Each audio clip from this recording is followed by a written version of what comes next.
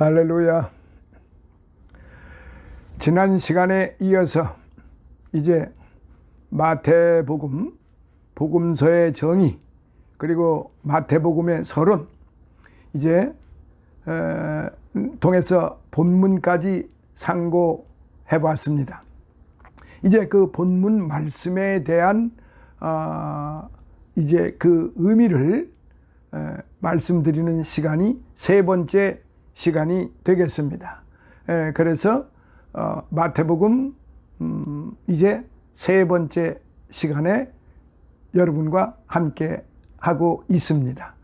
감사를 드립니다. 항상 건강하시고, 이 오미크론이 그야말로 그 확산세가 정말로 무서우리만큼 진짜 그 어떤 지역 그 방언대로 겁나게 지금 확산이 되어가고 있습니다. 사랑하시는 우리 성도 여러분, 해외에 계신 동포 여러분, 모두 조심조심 하셔서 내 몸은 내가 관리하지 않으면 지금 안 됩니다. 집안에서도 지금 마스크를 써야 하고, 밖에 출타했다가 돌아오시면 철저하게 자기 관리를 해야만 가족들에게도 가족들 모두가 똑같이 그렇게 지금 관리를 해 나가야만 되는 그런 시점입니다. 모두 조심조심 하시고 항상 주 안에서 건강하시고 편안하시기를 바랄 뿐입니다. 자, 그러면은 지난 시간에 9절에 대해서는 이제 그 상고해 봤는데, 그 부분에 대해서 좀 더 구체적으로 말씀을 드리도록 하겠습니다. 1장 1절로부터 17절 사이에는 예수 그리스도의 출현에 앞서 그분의 족보를 제시함으로써 그분이야말로 기다리던 유대인의 왕이시요 참 메시아 되심을 명확하게 입증해 주고 있는 것입니다. 여기 제시된 족보는 3부로 요약할 수가 있는데요. 이스라엘의 첫 번째 발흥기, 2절로부터 5절까지 발흥기입니다.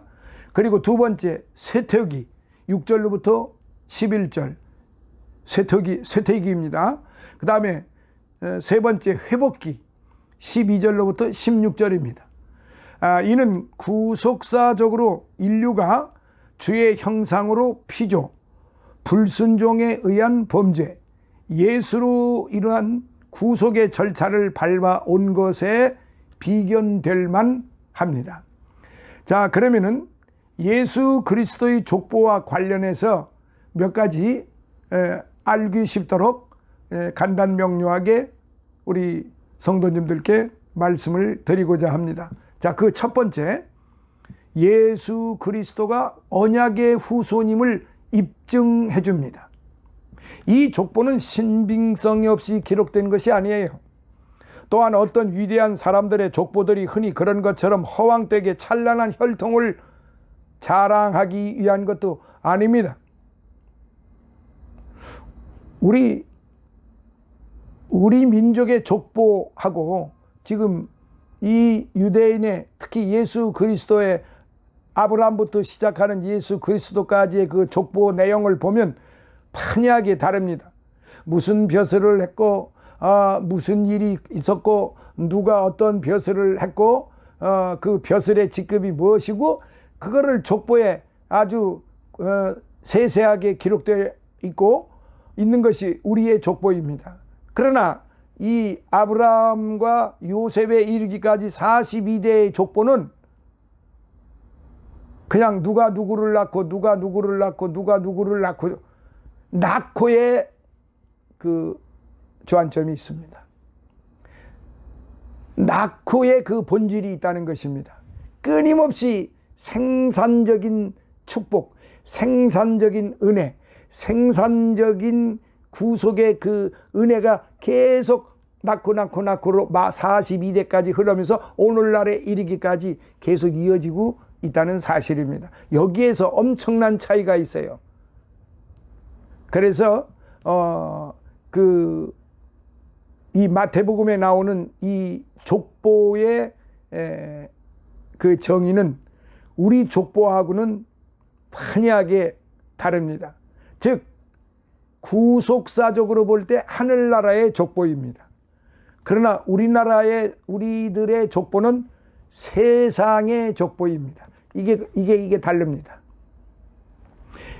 이들의 그 족보는 바로 예수 그리스도의 그 윗대로부터 그 조상 대대로부터 내려오는 그런 구속사적인 족보이고, 우리들의 족보는 족보이지만은 구속사적인 족보는 아니다. 그냥 세상에서 시작해서 세상에서 끝나는 그런 족보이다. 이렇게 생각을 하면은 될 것입니다. 자, 성경에 따르면요, 이 축복의 약속은 아브라함과 그의 후손에게 주어졌었고, 그 약속은 다윗 왕과 그 후손에게로 이어졌었습니다. 다시 말해서 창세기 12장 3절과 22장 18절에서는 아브라함에게 그리스도께서 그 자손 가운데서 태어나실 것이라고 약속되었고, 사무엘하 7장 12절, 시편 89편 3절, 132편 11절에서는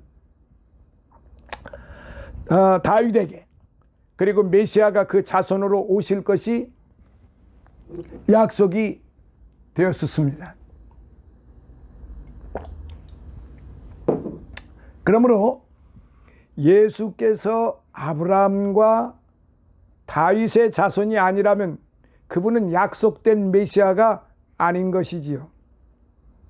따라서 본문의 이 족보는 예수 그리스도께서 약속하신 대로 아브라함과 다윗의 후손으로 오신 메시아임을 증명하고 있다는 사실입니다. 자, 두 번째로 예수 그리스도의 성육신을 입증해 줍니다. 우리는 이 족보를 통해 알 수 있듯이 하나님의 아들이신 예수 그리스도께서 우리와 같이 인간의 본성을 취하셨다는 사실을 확인할 수 있습니다. 요한복음 1장 14절에 그와 더불어 주님께서 먼저 죄로 인해 비참한 환경 가운데 있었던 우리 인간들에게 가까이 오셨음을 알게 되는데, 빌립보서 2장 5절로부터 8절이에요. 그러나 한편으로 우리는 그분이 우리와는 달리 죄 없으신 분으로서 죄로부터는 완전히 자유로운 분이심을 정녕 잊지 말아야 합니다. 인류의 이 땅에서 태어난 인류 모두는 다 죄가 없지 않습니다. 모두가 다 죄인들입니다. 그러나 이 땅에 사람의 몸을 입고 오신 예수 그리스도 유일하게 한 분만이 죄가 없으신 분입니다. 그래서 사람의 정자를 통해서, 즉 사람에 의해서 잉태되셔서 세상에 나오신 분이 아니고, 사람으로는 오셨지만 하나님의 권능과 하나님의 은혜로 말미암아 마리아에게 하나님에 의해 잉태되심으로써 이 세상에 사람의 몸을 입고 오셨다는 사실이 완연히 다른 것입니다. 단지 사람의 몸만 빌리셨을 뿐이지 사람의 씨로 인해서 발육이 되어 성장이 되어 해서 이 세상에 오신 분이 아니라는 것이지요. 그렇기 때문에 오늘 우리는 이 부분에 대해서 분명히 알고 가야만 하는 것입니다. 그래 고린도전서 5장 21절에 죄로부터는 완전히 자유로운 분이심을 정녕 잊지 말아야 하는 것이 바로 고린도후서 5장 21절에도 보시면은 기록이 되어 있습니다. 따라서 우리는 이 족보 가운데에서 그분의 이름을 읽게 될 때 눈물의 고백을 아니할 수 없습니다. 영광스러우신 주님께서 벌레보다 못한 나를, 우리 인간을 구원하시기 위하여 얼마나 자신을 낮추셨는가 하는 이 점을 생각할 때 우리 모두는 가슴이 뭉클하지 아니할 수 없고, 또 감사하지 아니할 수 없고, 충성하지 아니할 수 없고, 전도하지 아니할 수 없고, 그 말씀에 순종하지 아니할 수가 없는 것이지요. 그런데 이 모든 것은 하나님의 영으로 함께한 믿음에 의해서만 되어지는 것이지, 결코 믿음이 없이는 겉모양새는 흉내를 낼 수 있을지언정 믿음이 없이는 결단코 이런 감동과 감화를 받을 수가 없다는 것입니다. 겉으로는 전도할 수 있습니다. 구제할 수 있어요. 설교할 수 있어요. 충성할 수 있어요. 믿음이 있다고 말할 수 있어요. 입으로는 얼마든지 말할 수 있어요. 그러나 마음으로는 결단코, 믿음이 없이는 결단코 믿음에 대한 그 소리를 발할 수가 없는 것입니다. 즉 아멘이라고, 할렐루야 아멘이라고 말할 수가 없는 거예요. 마음으로부터 나오는 것. 입으로는 말할 수 있어요. 그런데 입으로 시인한다, 그 말씀이 있죠. 입으로 시인한다는 말은 그 믿음이, 하나님의 영이 그에게 믿음을 주셨기 때문에 그 입으로 시인하게 되고 마음으로 믿어 행한다는 사실입니다. 그냥 되는 것이 결단코 아니라는 말씀이에요. 그렇기 때문에 사랑하시는 성도 여러분, 우리는 이 부분에 대해서 정말로 확고부동하게 알고 가야 됩니다. 자, 그러면 나머지 18절부터 25절까지의 본문을 다시 함께 읽으시도록 하겠습니다. 자, 18절부터 25절까지 이어갑니다. 예수 그리스도의 나심은 이러하니라. 그 모친 마리아가 요셉과 정혼하고 동거하기 전에 성령으로 잉태된 것이 나타났더니 그 남편 요셉은 의로운 사람이라 저를 드러내지 아니하고 가만히 끊고자 하여 마리아 데려 끊고자 하여 이 일을 생각할 때 주의 사자가 현몽하여 가로되 다윗의 자손 요셉아, 내 아내 마리아 데려오기를 무서워 말라. 저에게 잉태된 자는 성령으로 된 것이라. 아들을 낳으리니 이름을 예수라 하나 이는 그가 자기 백성을 저희 죄에서 구원할 자이심이라 하니라. 이 모든 일이 된 것은 주께서 선지자로 하신 말씀을 이루려 하심이니 가라사대 보라 처녀가 잉태하여 아들을 낳을 것이요 그 이름은 임마누엘이라 하리라 하셨으니 이를 번역한즉 하나님이 우리와 함께 계시다 함이라.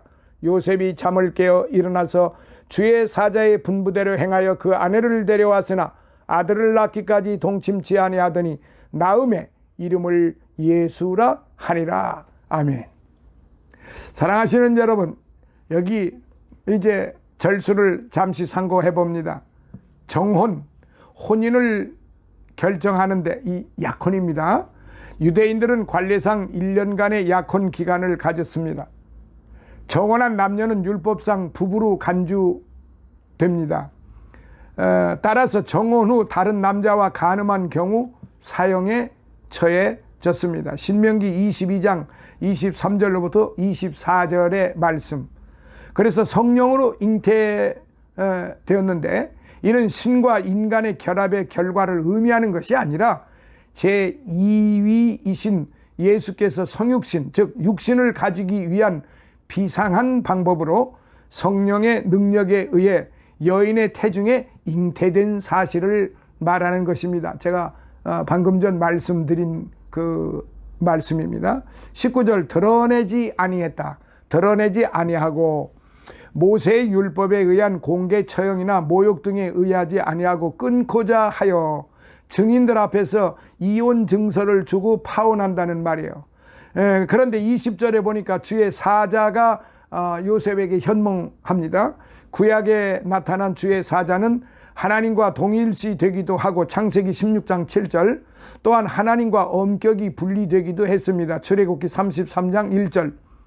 이는 특수한 상황에서 특정인에게 나타나곤 했는데 모두 하나님의 뜻을 계시하기 위한 방법이었습니다. 그래서 여기 요셉에게 나타난 천사는 가브리엘이라고 가리킵니다. 누가복음 1장 26절이에요. 그래서 이름을 예수라 하라 그랬죠. 예수란 이름의 뜻은 여호와는 구원이시다로 인간의 죄를 대속하시어 구원하실 예수 그리스도의 구속 사역을 예표합니다. 자기 백성, 유대적 관점이 짙은 본서의 성격상 유대인을 말하나 사실은 예수에 대한 믿음을 지닌 모든 사람을 포함한다고 보아야 할 것입니다. 23절 처녀, 히브리어 원문은 젊은 여자, young woman, 젊은 여자를 가리키는 알마로 되어 있습니다. 알마. 히브리 원문이 알마입니다. 그러나 이 단은 그 용례상 결혼하지 않은 순수한 미혼 처녀에게만 적용되는 말입니다. 따라서 70인역은 이사야서 7장 14절에 대한 유대인들의 전통적 주석에 따라 이 단어를 수처녀를 가리키는 파르데노스로 번역하고 그 앞에 특정인을 지칭하는 관사를 첨가하는데, 따라서 본절의 처녀라는 말은 예수 그리스도의 동정녀 탄생을 더욱 확증케 하는 것입니다. 임마누엘, 여기서 말하는 임, 함께라는 뜻입니다. 그리고 마누, 우리라는 뜻입니다.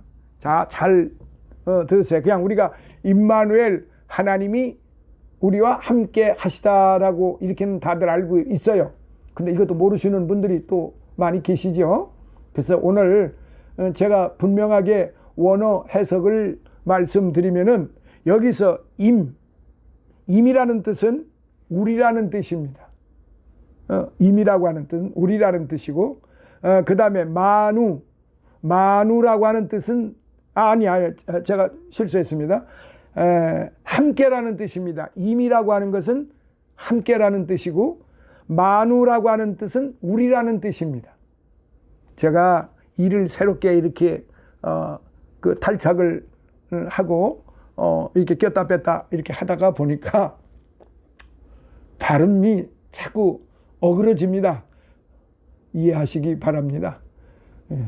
좀 세상을 좀 이렇게 살아오다가 보니까 그 치아를 다 망가뜨렸습니다. 그래서 새롭게 지금 그 해놓는데, 이것을 그 탈착을 해놓고 그 발음을 하려다 보니까 이제는 조금 숙달이 되었지만 처음에는 발음이 자꾸 꼬여서 참 애먹었습니다. 마누라고 하는 우리라는 뜻이라고 했고요. 그 다음에 엘이라고 하는 것은 하나님이라는 뜻입니다. 그래서 임마누엘, 즉 하나님이 우리와 함께 계시다. 하나님이 우리와 함께 계시다 라는 그런 뜻을 가지고 있는 합성어입니다. 번역하면은 방금 말씀드린 대로 하나님이 우리와 함께 하신다라는 뜻인데, 이는 인류의 구원을 위해 하나님께서 몸소 인간의 모습으로 이 땅에 강림하셨음을 보여주는 것입니다. 그러니까 하나님이 우리와 함께 계시다라는 그런 의미를 아주 잘 표현해주고 있는 말이 임마누엘이죠. 그 다음 25절 동침, 이에 해당하는 헬라어 동사 기노스쿠는 알다, 알다라는 뜻인데, 여기서 성행위에 대한 완곡한 표현으로 사용이 되었습니다. 자, 이 부분에 대해서 좀 더 이제 이 1장 1절로부터 17절 예수 그리스도에 대한 계보에 대해서 언약과 은총의 족보라는 점에서 우리 성도님들께 좀 더 구체성을 좀 띄어서 몇 가지로 좀 말씀을 드리도록 하겠습니다. 마태복음의 저자 마태는 본래 갈릴리 가버나움 세관의 세리였으나 마태복음 9장 9절, 예수님의 부름을 받고 제자가 된 인물로서 예수님의 공생의 기간 내내 예수님과 동행한 사도였습니다. 마태복음 10장 2절로부터 4절. 따라서 누구보다도 예수님의 사역과 교훈을 가까이서 접한 사도 마태는 예수님이야말로 유대인들이 그토록 대망하던 바로 그 약속된 메시아라는 사실을 분명히 깨달았고, 따라서 그 사실을 증거할 목적으로 펜을 들어 마태복음을 집필했던 것입니다. 그런데 마태는 제일 먼저 예수님의 족보를 기록을 했어요. 그만큼 족보는 혈통과 조상을 숭상하던 유대인들에게 있어 절대적인 조건이었기 때문입니다. 참으로 유대인들은 족보를 생명처럼 귀하고 소중하게 여겼습니다. 구약시대 때로부터 족보에 따라 기업의 땅이 결정이 되었고 족보에 따라 왕직과 제사장직이 결정되었기 때문입니다.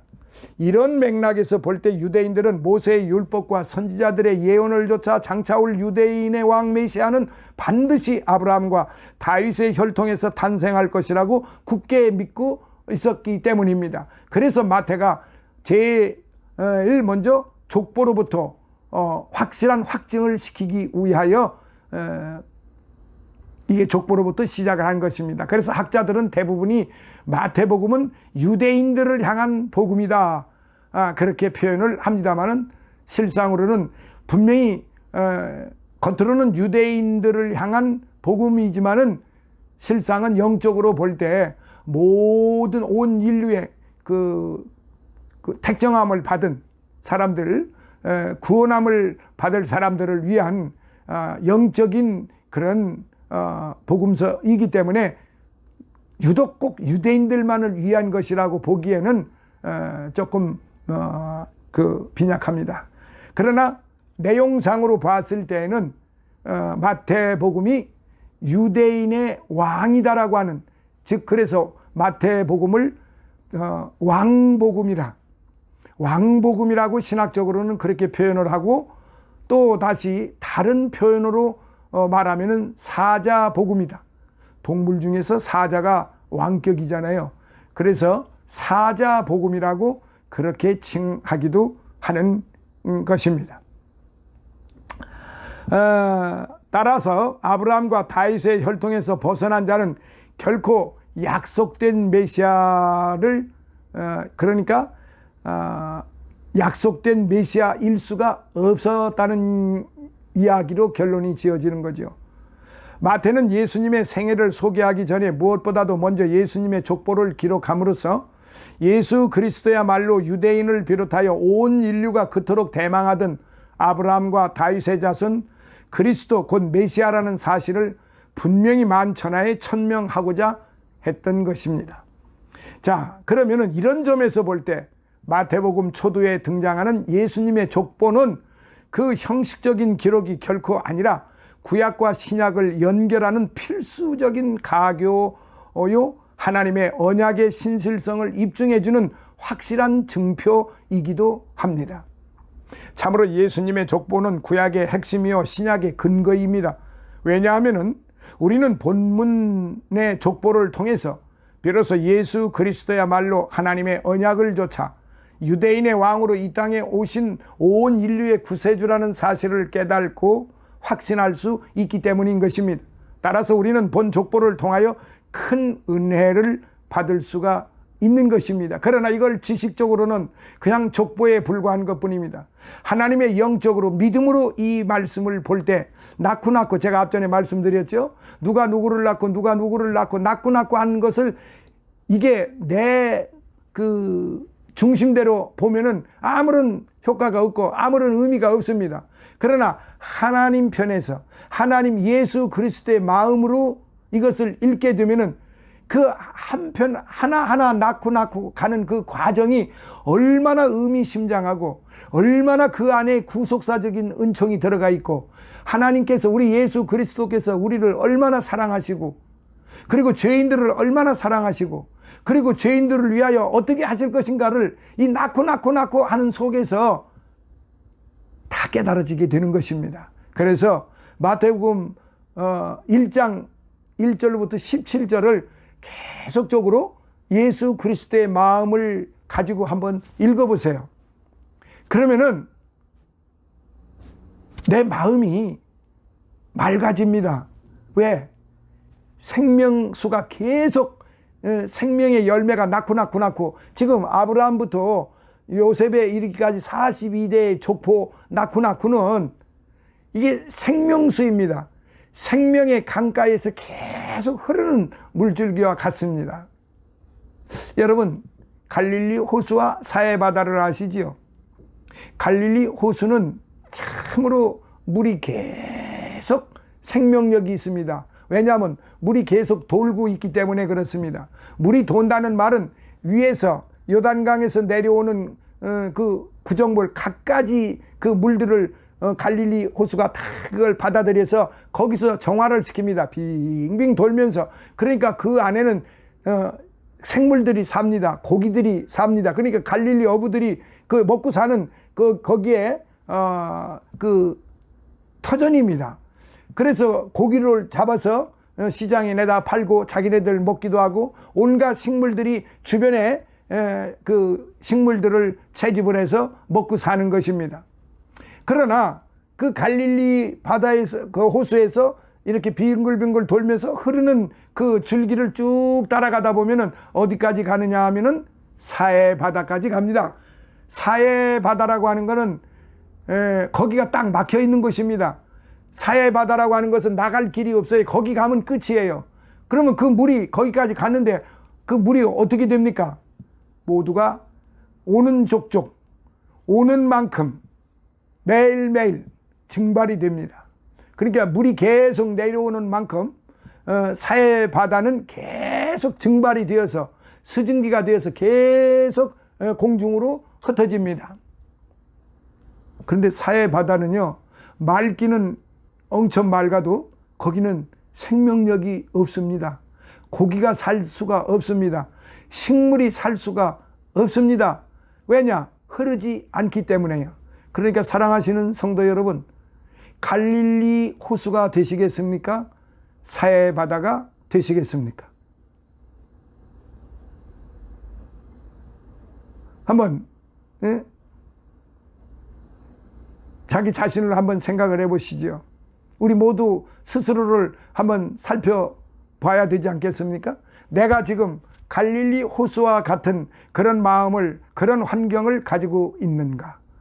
사해 바다와 같이 죽음의 바다, 사해 바다가 왜 사해 바다입니까? 죽음의 바다이기 때문에 물이 나갈 수가 없고 계속 햇빛에 찌들기만 하니까 물이 염분기가 그냥 얼마나 강한지 사람이 그 물속에 들어가면 둥둥 뜨는 거 아닙니까? 그런데 그런 곳에 생명력이 어떻게 거기서 자라날 수가 있겠습니까? 그러니까 죽음의 바다가 내 안에 내 마음이 흐르지를 못하면은, 말씀으로 성령으로 흐르지를 못하면은 내 마음의 바다는 사해 바다가 된다는 말이에요. 그러나 말씀과 성령으로 계속 내 마음에 물이 흐르다가 보면은 생명의 역사가 끊임없이 이루어진다는 사실입니다. 할렐루야. 이것을 역사적으로, 환경적으로, 여기에도 하나님의 아포칼립시스, 하나님의 계시가 작동하고 있는, 현재도 그렇게 작동하고 있는 사실입니다. 그러니까 하나님은 갈릴리 호수와 사해 바다를 통해서, 이 자연을 통해서 말씀하고 계시는 거예요. 근데 우리가 그거를 눈이 어둡고 귀가 어둡고 입이 온전히 열려 있지를 못하기 때문에 보지를 못하고 듣지를 못하고 말을 못하고 느끼지를 못하는 겁니다. 내 마음이 돌 무덤처럼 딱 가로막혀 있기 때문에 하나님의 그 자연을 통해서 말씀하시는 것을 내가 그거를 듣지도 못하고 깨닫지도 못하는 겁니다. 그러나 아주 쉽습니다.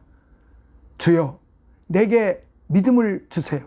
내가 오늘부터 예수 그리스도를 나의 구세주로 영접을 하겠습니다 하면은 그 시로부터 예수 그리스도는 시인하는 자를 다 구원하십니다.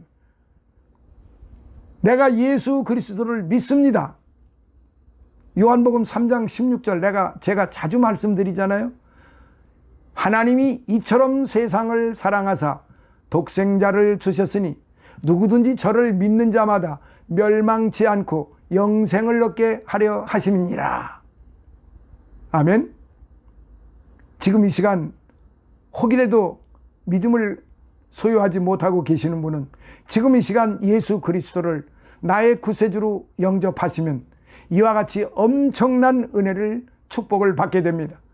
사해 바다, 죽음의 바다에서 생명의 바다, 갈릴리 호수가 내 마음속에서 이루어진다는 사실입니다. 얼마나 기분 좋습니까? 얼마나 큰 축복입니까?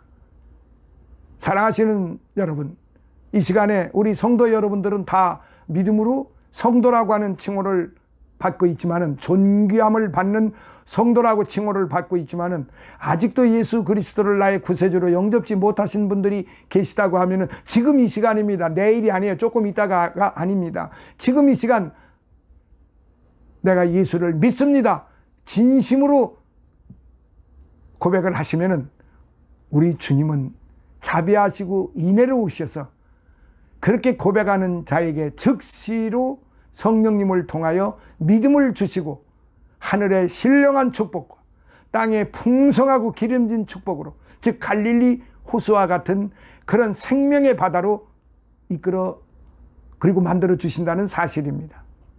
꼭 믿으세요. 이건 내가 무조건 믿으라는 그런 무대뽀 믿음을 권하는 것이 아니고, 그 믿음에 대한 정의, 그 하나님의 그 구속의 은혜를 지금 설명을 해드렸잖아요. 그러니까 그 여유를 가질, 그리고 뭐 잠시 기다릴, 머뭇머뭇 해야 할 그런 것이 전혀 없습니다. 지금 이 시간, 할렐루야, 지금 이 시간 믿겠습니다 하면은 바로 즉시로 이루어지는 이 놀라운 은총을 받으시기를 예수님 이름으로 축원합니다.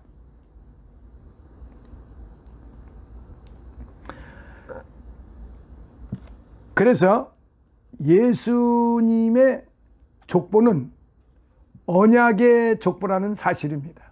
자, 이 부분도 다음 시간에 다시 말씀드리기로 하겠습니다. 시간이 너무 오버되면 지루하시기 때문에, 사실은 원래 15분, 20분, 뭐 길어봐야 20분으로 하고 웬만하면 15분으로 하려고 했습니다만은, 우리 성도님들이 열화와 같이 너무 짧다, 한참 듣다가 그냥 끝나니까 다음 시간을 기다려지게 만드는데 이건 무슨 세상의 드라마가 아니지 않느냐.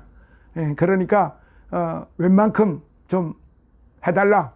그래서 제가 할 수 없이 30분으로 늘렸습니다. 그래서 이렇게 말씀을 드리다가 보면 뭐 35분, 36분, 7분 막 그렇게 갈 때도 있습니다. 중간에 끊을 수가 없기 때문에요.